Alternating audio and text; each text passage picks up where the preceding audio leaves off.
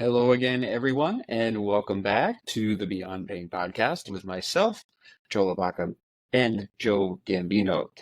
In our last episode, we introduced a new segment called Question of the Day.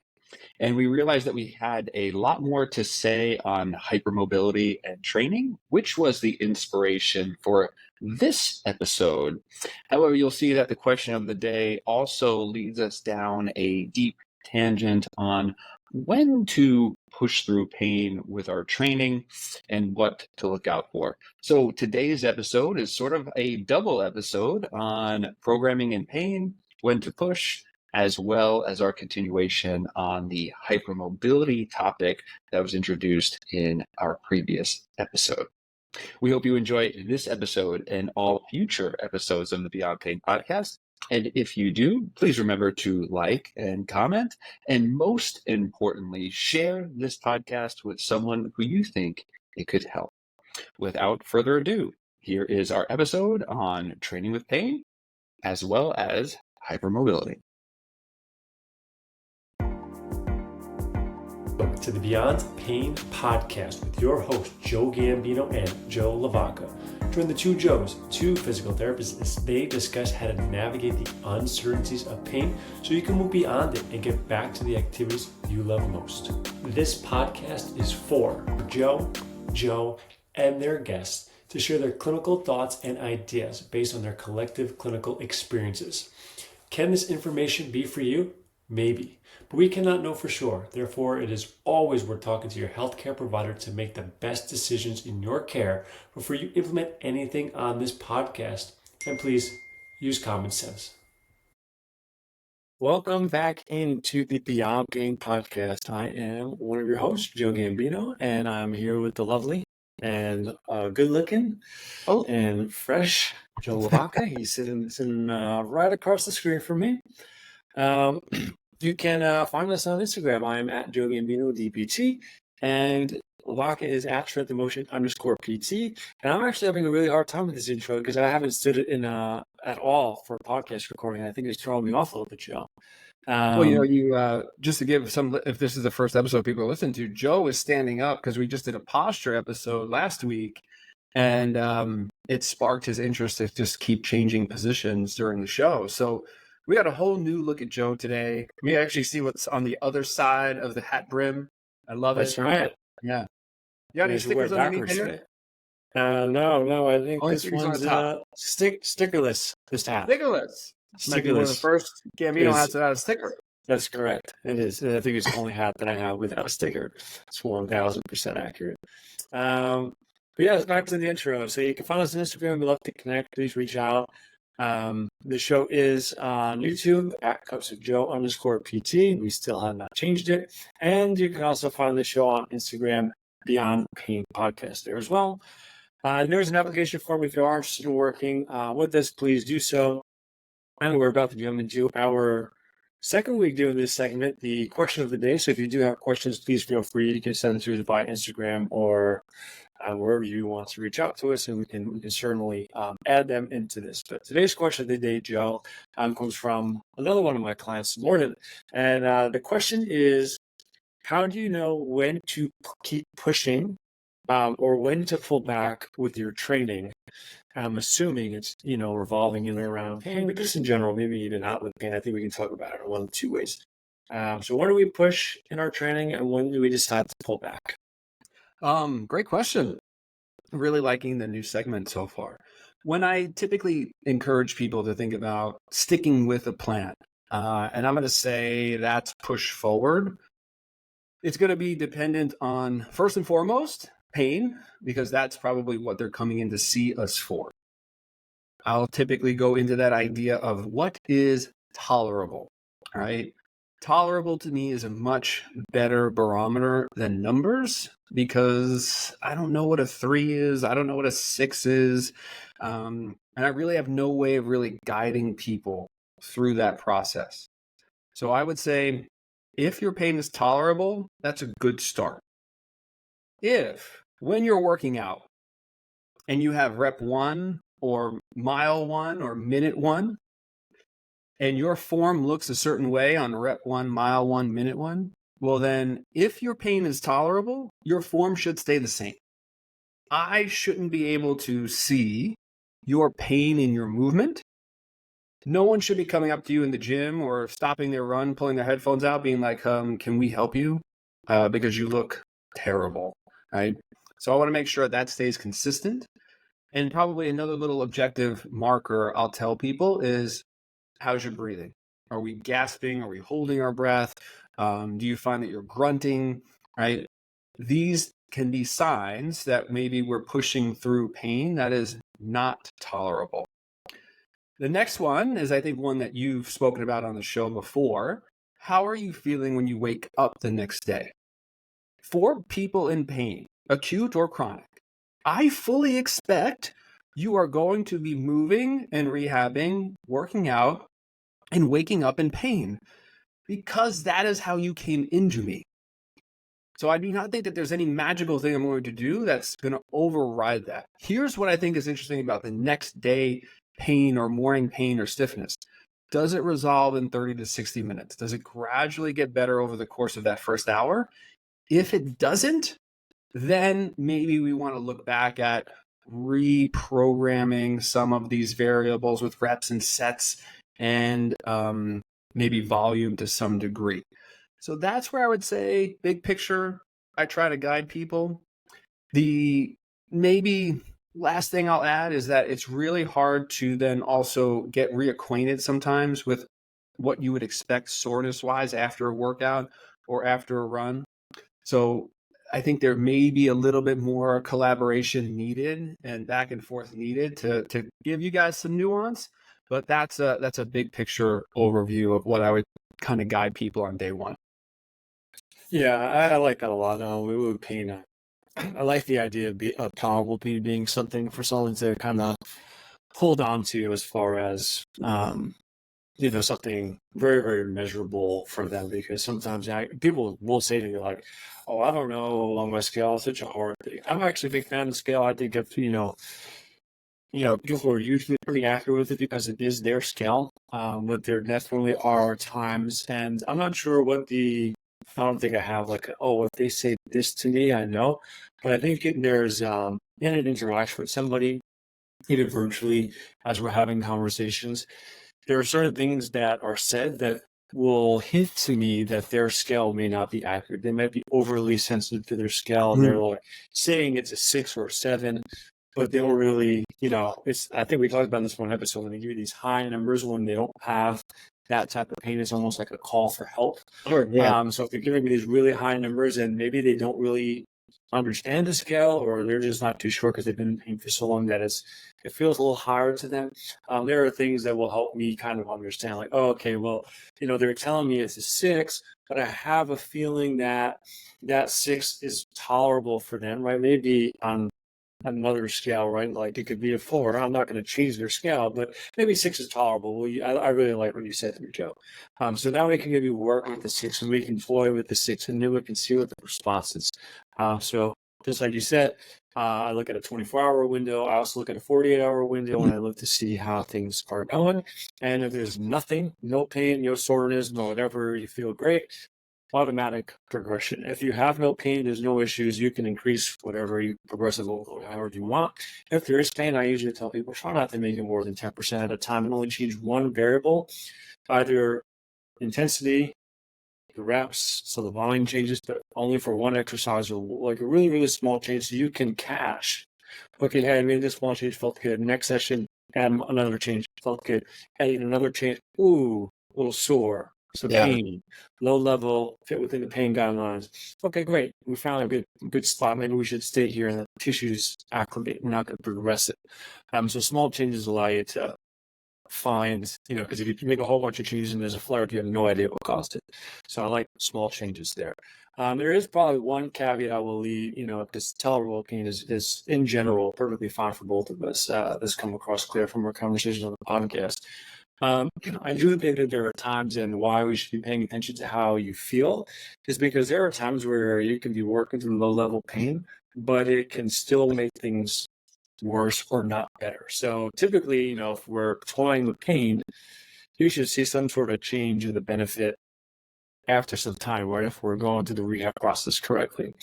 I've seen it, and I have someone currently I'm working with where, oh yeah, I'm not working through too much pain. It's only ones and twos and ones and twos, and all of a sudden, as we're kind of going through our reassessment process, movement is looking like a little bit worse, and their pain seems to be like ticking up overall. So even though they're not pushing through pain, that constant low level discomfort, throughout the workouts and mobility work was actually becoming a point where it was irritating. So that's why we have to look at the trends as well, not just like in this moment.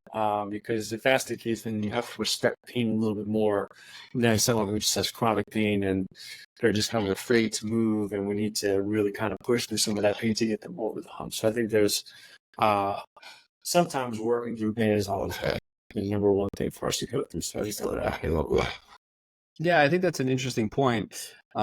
Multiple clients right now sort of are wrestling with this idea of when to push and when not to, and trying to understand like when a flare happens or when it doesn't. And it's really hard to predict because flares or increases in pain are so common. And I think up to 89% of people with low back pain will experience a flare, particularly within their first 3 months of rehab, which is why maybe so many people abandon programs.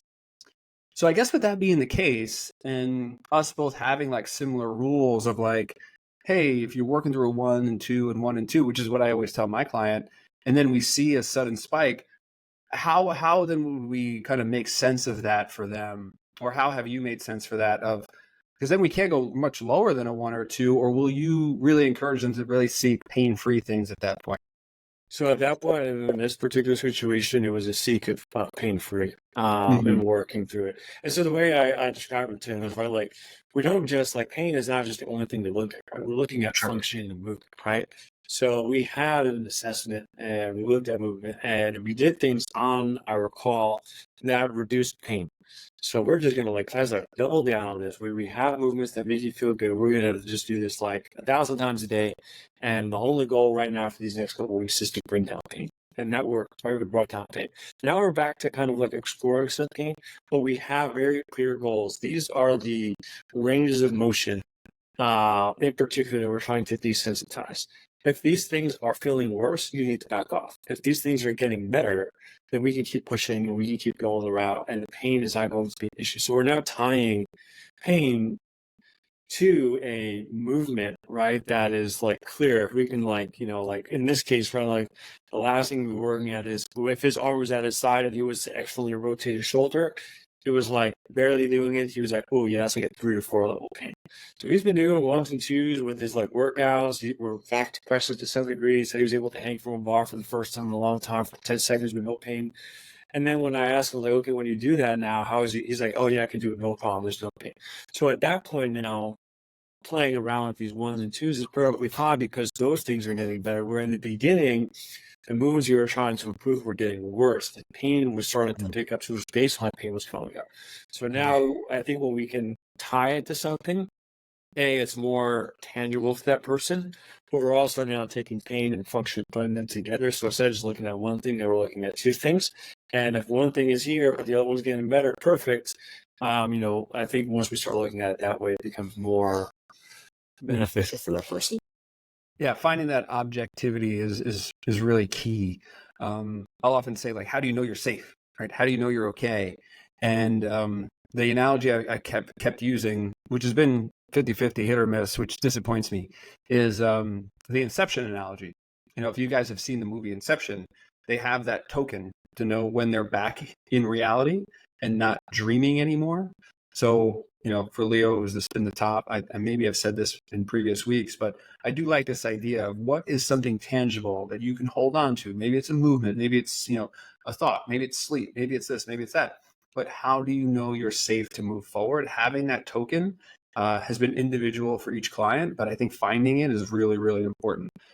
Because for a few Pilates teachers I've worked with recently or yoga instructors with, maybe some of the topics that we're going to talk about today, restoring flexion, right, with their back pain or their hip pain was really important to them. Can they touch their toes? Okay, fine.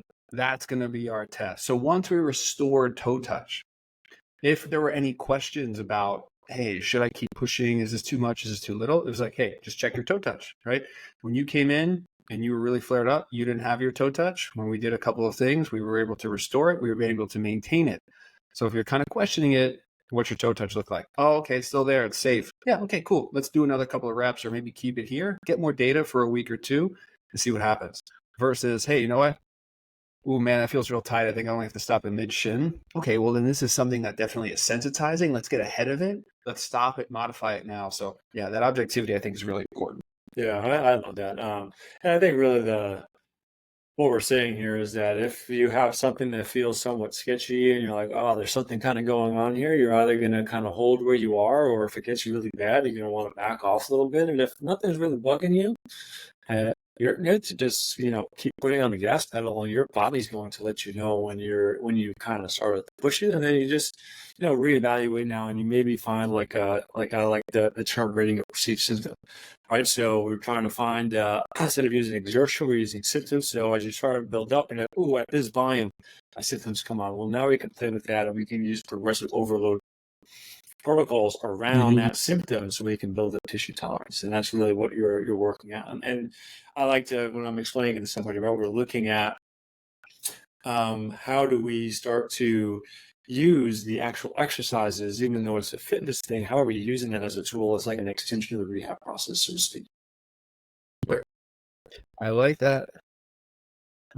All right. Well, that took up half our episode, and we'll spend the other half talking about hyper versus hypomobility. We touched on this a little bit last episode with the question of the day, and we've decided to dive this into a full episode. So let's jump into it here. Why don't we just start with a little quick definition, Joe, and then we'll talk about how maybe some strategies that we utilize with each of these populations to help them reach whatever goals that they have. Yeah, I think the question from last episode centered a little bit more on hypermobility. So maybe we'll start there. The hypermobility spectrum is quite broad. There could be lots of connective tissue issues that our clients are dealing with. Probably one of the most common ones that people have heard of is Ehlers-Danlos syndrome or things like that. These are typically genetic. You probably have a family history of one or more of them. Some people even have a history of their parents maybe having fibromyalgia, or sort of like some sort of like genetic predisposition to pain. So these are just things that are on your radar. There is a test for hypermobility that you can all do with us while you're listening or watching at home. There are a series of tests that you would get scored on. So if I kind of suspect that clients are hypermobile, then I'll put them through some of these tests and just see how they do. So test one, and Mr. Gambino, you can partake here too, is going to be looking at your pinkies. So if we lay our pinkies nice and flat, and I pull up on my pinky, does that pinky go to 90 degrees or greater? Especially greater than 90 degrees. We're thinking of potentially 1 point for a laxity scale. Now, mine pretty much stop at 90, so I might be borderline here, right? But if your finger bends back past 90 degrees on the pinky test, rest assured that is 1 point for each hand. Now, the next one I can definitely do, that's going to be taking my thumb and reaching it towards my forearm.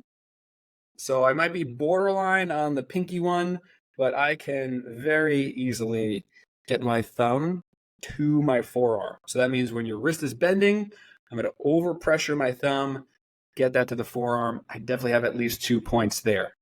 Second test is your elbows. Do your elbows hyperextend? So if you keep your elbows straight out, if that angle increases at your elbow by about 10 degrees, that's another point on each side. Joe looks like he's got some pretty straight elbows. No points scored there. Actually, Joe's got no points so far. I might have 4, maybe 2. Definitely 2, maybe 4. And then this last couple are going to be in standing. So if you are standing and you bend your knees back as far as possible, just like the elbow test, if it bends backwards more than 10 degrees, again, you're going to give yourself another point for each side. Very last one, which I don't think Joe Gambino is going to get a point for, is the forward bend. Can you keep your knees straight and get your palms on the floor. Knees have to stay straight here. And then you get your palm on the floor. Okay. So now all of those points added up would total to 9. If you are an adult listening to this show, if you scored a 4 or higher, you might be on the spectrum of hypermobility. If you are a child, the points are 6 before puberty. And I think maybe 5 as you get a little bit older. So that's the test. How did you guys do? Are we on the spectrum here of hypermobility? But the key thing here is if I do sense this, I'm probably going to pull people back from this idea of stretching, probably partly because they already do it a lot. And what I was talking to Joe about when I'm thinking about this with you guys as clients is rubber bands, right, that we're trying to pull on. Most people are going to try to think about pulling on a rubber band like their quad or their hamstring or their calf, and that's wonderful. The thing with hypermobility, though, is that there's another rubber band that we have to take up tension on before we can get to the band of your muscles, and that's the bands around your joints. So if you are one of those people that might be on the mobility spectrum and you have your spouse or your clinician move you around and they're just like, whoa, we can just keep going here, right? There's just no ending in sight. I can just keep bending you in all positions. I'm probably not going to encourage you guys to stretch at all. And the reason being is because we would have to take up so much passive tension on your joint first, typically leading to a lot of shear. If your joints are already very mobile, adding shear is not going to be one of the most pleasant things for joints, particularly if they are part of your pain process. And it's just not worth sort of like trying to get you set up in a million different positions to try to stretch a tissue that may or may not even be tight to begin with. So for you guys, like I mentioned in the episode before, this is where I'm more of a proponent of therapy. This is maybe where I'm more of a proponent of taping. This is maybe where I'm more of a proponent of maybe cupping and things like that, right? Just different things to alleviate your pain in your system and potentially promote different levels of awareness using different tools. So that's sort of my little hypermobility intro in a nutshell, Joe. What do you like about that? And is the Brayton score something you use a lot? Well, I'm actually, as I said, I'm really glad that you're brought that up, and I have a question for you based off of it. So, I use it when I'm assessing people, and what I found is that a lot of people don't even realize that they fall on the scale. So I'll run through this, like, I may see something like when I'm doing like a multi-segment flexion, the toe touch test, all of a sudden the person folds in half, like, they folded up a chair, all of a sudden flat on the ground. I'm like, well, that's impressive. I wish I could do that. You'd be proud of me, Joe. I was able to touch my toes with straight knees. Right, here we go. You'll be proud. Well, regardless, right? So going back to the point, I'm always educating people, and they're like, "Oh, wow, I had no idea I was on the hypermobility scale." So my question is to you: if somebody has no idea that they're on the scale, what should they be looking for, or what should they be thinking about to like maybe hint to themselves that like, oh, maybe this is something that I might have? Well, I mean, I think that on top of the Baton scale would just sort of be, well, what's in your current programming? And for, again, many of them, there are probably a lot of stretches just because those are easy. I get it. From even a socioeconomic standpoint, like I can teach you a stretch and it costs you no money to do that at home. All you need is a floor, you need to get down, you need to find a chair or just like get a yoga mat or something or a blanket, right? So there's no cost to you. So I get the allure of stretching and I get the allure of keeping things simple and keeping things very affordable and empowering for clients to do. However, if you're still doing stretching and you're stretching and you're stretching and you're stretching, well, if there's nowhere else for you to go with your stretch, let's say you're doing a figure 4 stretch and your knee is already into your chest. You're doing a 90-90 stretch and you're basically laying on top of the leg in front of you. You're doing a hamstring stretch and the leg is pulling up past 90 degrees, or your thigh is even starting to touch your belly when your leg is straight. Well, again, my point to a lot of people is, well, where do you want to go with those, right? Where do you keep progressing? There's no progress unless you start turning yourself inside out. And I don't think that that's going to be reasonable. So I'll have people think about that scale and then reflect on their current program. What's missing? For a lot of people, it's strength training. For even more people, it's, hey, well, I'm not even strengthening in an end range position. I'm still going to the gym and I'm doing my squats and my deadlifts and my bench press. And those are all wonderful. And those are the keys and pillars of your strength and conditioning program. However, if you fall on this spectrum, you're probably going to need to do a little bit more accessory work into these end ranges. So are you doing those? And maybe we can touch on those in a minute. But I think other than that, again, I'm going to go dive into family history too. You know, what did your mom do? What did your dad do? What sports did you like to play as a kid growing up? A lot of people with hypermobility tend to gravitate towards things like swimming. They tend to gravitate towards things like dancing, not all the time, obviously, but this is like what your body's good at, right? So gymnastics is another one, right? So if you're exemplifying your strengths, we should be hearing that very consistently throughout your story. And then even like what you were good at growing up as a kid. Yeah, I think what I was saying here, someone has like no idea why, or if they fall on this spectrum is, do you find yourself like very flexible in comparison to other people, right? So maybe not your family because there is a genetic component of things, but like if you can put palms on the ground, if anything you do, like when you stretch something that you feel like you have a pretty good amount of range of motion, whether you feel tight or not, that's I think a whole different thing. That's kind of what I want to talk about real quick is that people who are on the hypermobility perspective, they feel tight, maybe all the time. Some of these people, like even when they're standing, they feel tight. And then they do these stretching, right? And they feel the stretch at their very, very end ranges, which makes sense because anybody would when you bring yourself towards the end range, like, oh, I'm so tight. But meanwhile, they're like doing a straight leg raise, like you're stretching their hamstring, and they're like, their foot's like right next to their head, like feeding themselves grapes in their clothes or something. It's like you're not. There's nothing tight about this except for the way that you feel. So you can't use like your stiffness levels or your tightness levels as a barometer for whether you're hypo or hypermobile. It has to be looked at from like how much flexibility do you actually have. But when you are doing some of these things, do you feel like you actually have a good amount of range of motion at the toys, but you still feel a certain way? What are your thoughts on that, Joe? No, I think it's great. I mean, we talked a lot about the objectivity of connecting yourself to something with pain or knowing when to push. So connecting yourself to something more objective than a feeling, particularly when that feeling is likely incorrect, is going to fit right into what we were saying and become even more valuable. And I think the big part here too is, there's a lot of this, we have to prove it too. So if we're going to, scale something back, the same way like with stretching or anything else that we would pick, well, the same way we were at, seeing like, okay, well, should we push forward with an exercise? Well, how are we going to know we're improving with someone with hypermobility? Is it that feeling of stiffness or tightness? Again, I don't know, because when, I brought up proprioception versus interoception, and proprioception is just your awareness of your body in space, right? So like kind of like big picture. And then interoception is like all the stuff inside.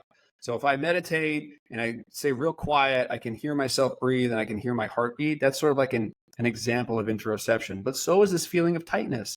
So when we keep coming back to this idea of, these kind of big picture things like hypermobility, is genetic, it's neurological. There's so many different influences within the type of connective tissue, right? We wouldn't want to keep pulling on things that can become more and more sensitized when eventually your body is probably going to have an equal and opposite reaction. There's nowhere else for you to go and pull on. When nerves get sensitive, they don't love to get pulled on. When joints get sensitive, they don't love shear.